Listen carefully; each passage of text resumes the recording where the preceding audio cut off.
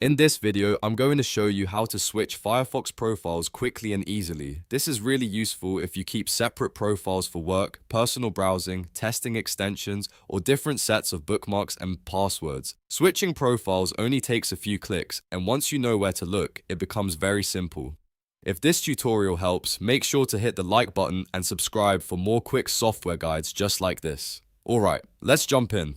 First, open Firefox on your computer. Once Firefox is open, look to the top right corner of the browser window. You should see the profile icon there. Click on that profile icon to open the profile menu. In this menu, click on your current profile. After that, Firefox will show you the section where your other profiles are listed. This is where you can choose the profile you want to switch to. Just click on the profile you want and Firefox will open it for you. That's it. You've now switched to a different Firefox profile and you can continue browsing with the right bookmarks, settings, and extensions for that profile. If you found this helpful, don't forget to like this video, subscribe to the channel, and turn on notifications so you never miss a simple tutorial like this. Thanks for watching, and I'll see you in the next one.